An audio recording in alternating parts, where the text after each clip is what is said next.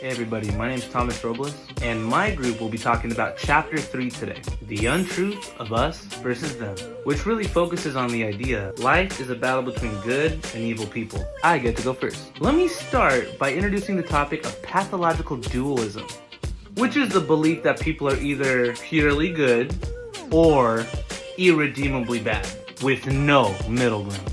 This idea leads to oversimplified thinking, where people are either quickly labeled as heroes or villains. I mean, take my jersey for an example. When you think of the Los Angeles Dodgers, are they good or are they bad? They're good. In the chapter, we hear from Rabbi Jonathan Sachs, who defines pathological dualism as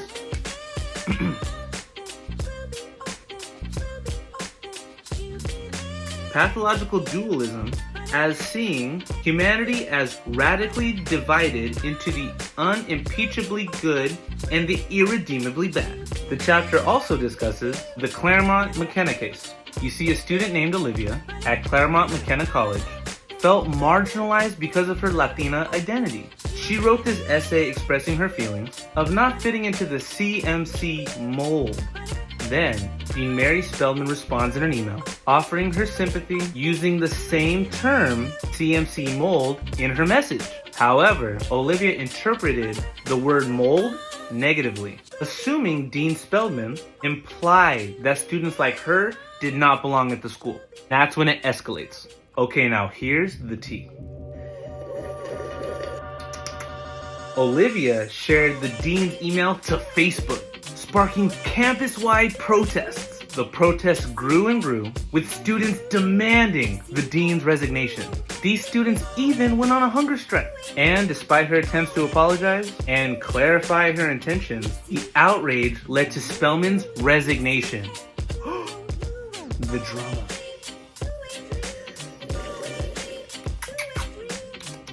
So that's the situation. And here is my core analysis. Number 1. Us versus them thinking. This incident shows how quickly people can categorize others as the enemy without considering their intentions. Think of Dodger fans and Angel fans, Democrats and Republicans, coffee drinkers and tea enjoyers. Number 2, the role of social media. My favorite topic.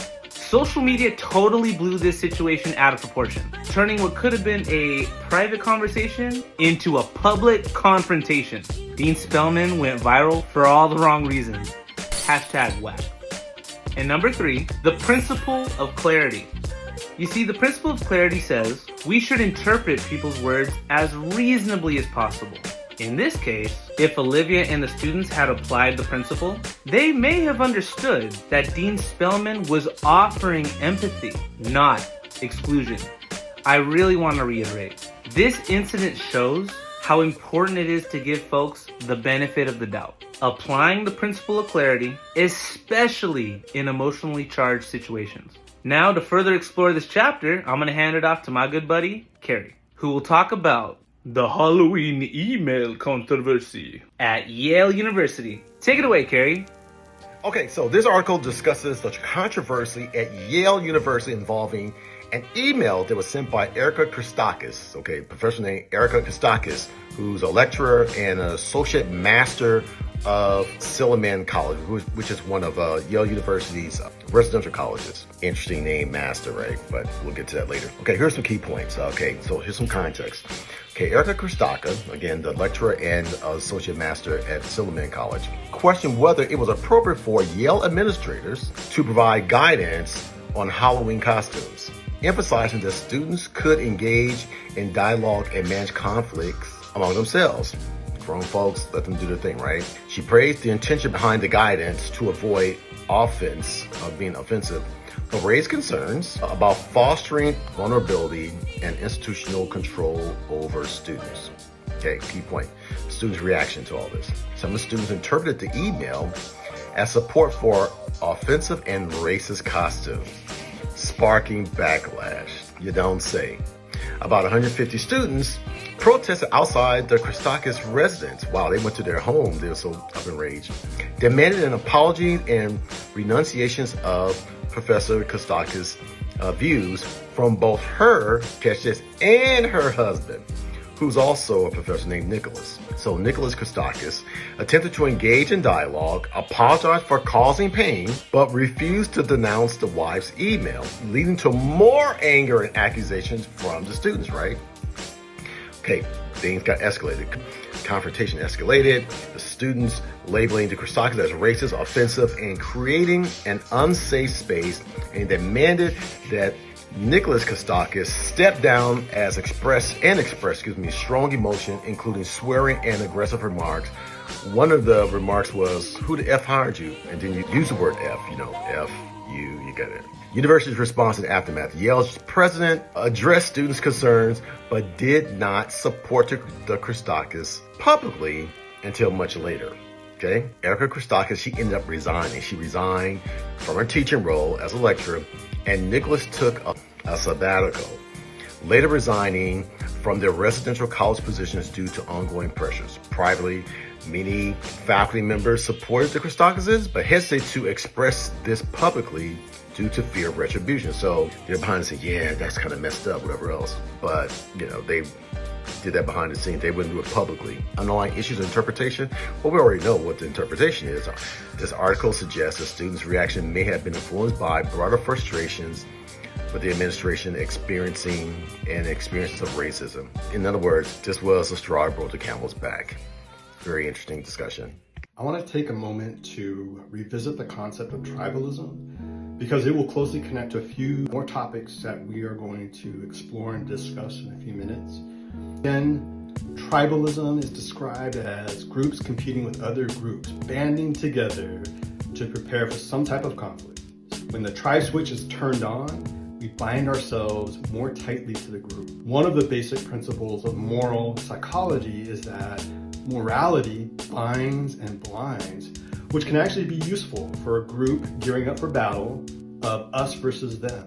Because in tribal mode, we become blind to arguments and information that oppose our team's position or beliefs. And when there's intergroup conflict, whether it's real or perceived, our tribalism mindset is amplified. Chapter 3 introduces two kinds of identity politics. But first, let's define identity politics on its own. It is a political mobilization driven by forming coalitions based on group characteristics like race, gender, sexuality, rather than organized by political party, ideology, or monetary interests. And the aim of these coalitions is to achieve the group's overall goals. And this kind of mobilization certainly is not new or uncommon in our country. Chapter 3 identifies one of the kinds of identity politics as common humanity identity politics. A clear example of a historical figure who exemplified common humanity identity politics is Dr. Martin Luther King Jr. During the fight against centuries of racism, Dr. King was a pillar in the civil rights movement, and he and many other African Americans and others participated in nonviolent protests. And these protests put pressure on lawmakers, while at the same time influenced the minds and the hearts of those across the country who were witnessing these historical events. When Dr. King spoke, he humanized the opponents rather than shaming them. He appealed to the common morals and identities of Americans using unifying and patriotic language. He relied on familiar terms like brothers and sisters when addressing audiences of all races and religions, and emphasized the need for love, compassion, and forgiveness. And King's approach to the civil rights movement was not meant to destroy America, but instead his approach was meant to repair and unite it. The other kind of identity politics is what Chapter 3 calls common enemy identity politics. This is defined as an effort to unite and mobilize multiple groups to fight against a common enemy. A Bedouin proverb describes this best, and it reads, I against my brothers, I and my brothers against my cousins, I and my brothers and my cousins against the world. Identifying a common enemy is a powerful way to expand and motivate the tribe. Now, an example of the horrors of common enemy identity politics is Hitler's denigration of Jews, to unify and expand the Third Reich.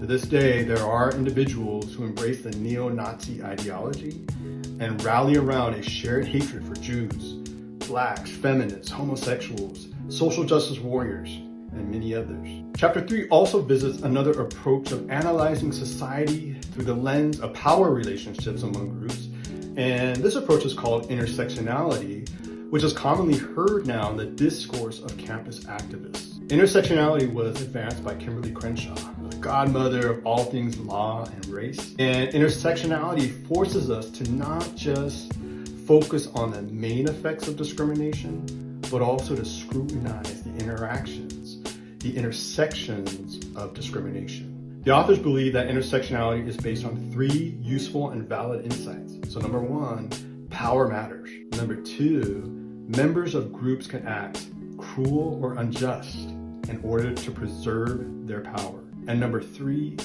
people belonging to multiple identity groups can be disadvantaged in ways that are often invisible to others. The authors stress that they are not critiquing intersectionality itself, but instead they're examining the effects that certain interpretations of intersectionality might be having in higher education. And the authors recognize that the human mind is already prepared for tribalism, and these interpretations of intersectionality have the potential to amplify tribalism. This is particularly true because these interpretations of intersectionality teach us to see bipolar dimensions of privilege and oppression as universal in all of our social interactions. And this way of thinking can unleash the untruth of us versus them mentality directly into students' minds across college campuses and further promote a mindset of life is a battle between good people and evil people.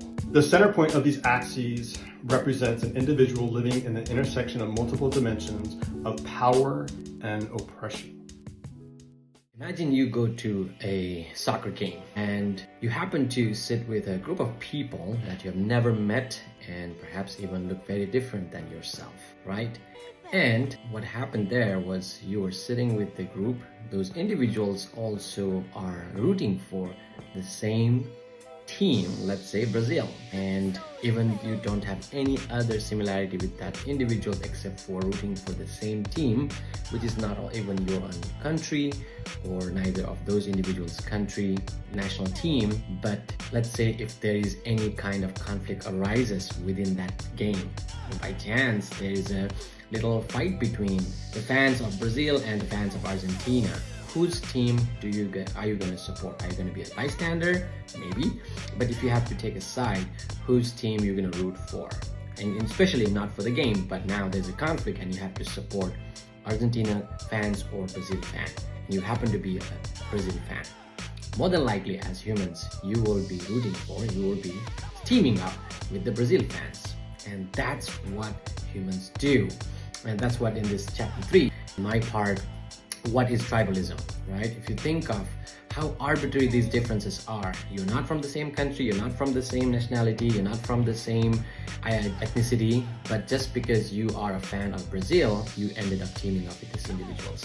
Tribalism is human nature, even with the very arbitrary differences, that you are more likely to support and work in favor for that group than the others, disregarding how minimal the differences are. That's where this idea comes from, by Henry Tazfel, a person who served in French army and also became a psychologist, conducted this experiment on, the term is called the minimal group paradigm.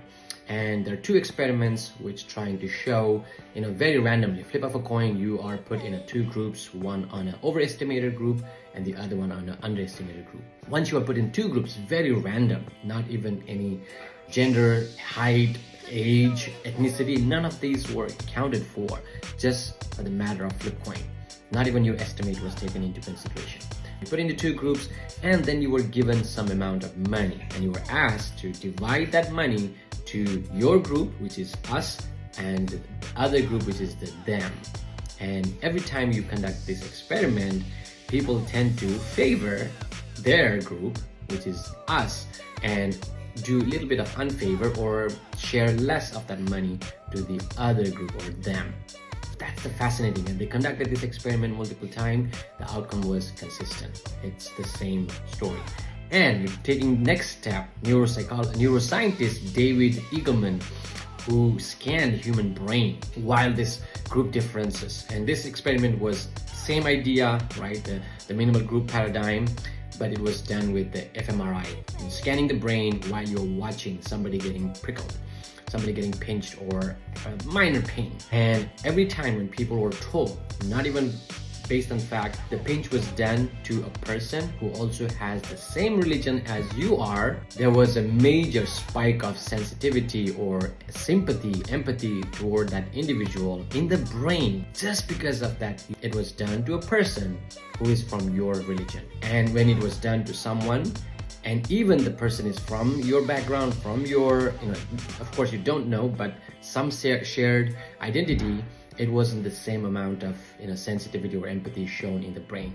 Isn't that fascinating? The whole concept here is that humans are evolving and continue to survive because of this. Their inherent nature to be a group, be a part of group, a tribalism. And it also makes sense when you think of humans as social animals, right? We don't survive alone.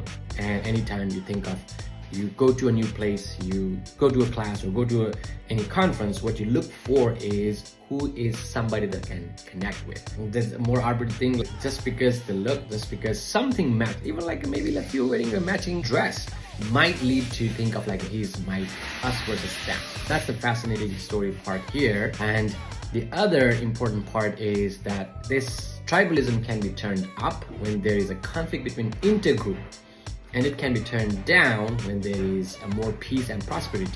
At that point, people are not checking in too much. Is everybody following the protocol of that tribe? So tribalism can be turned down, and that is the main concept here. And if you think of the school, when you teach students, trying to tell them, this is your group members, you are Hispanic, you are African American, you are Asian American, and you try to promote this in differences, try to put them into different groups, what happens? That's a fascinating discussion we can engage in, but I'm gonna end there for now. Are we doing a favor? Human has a tendency to lean toward your kind, and we're teaching our students to identify with these groups. What does it do to them? We'll talk more about this in class.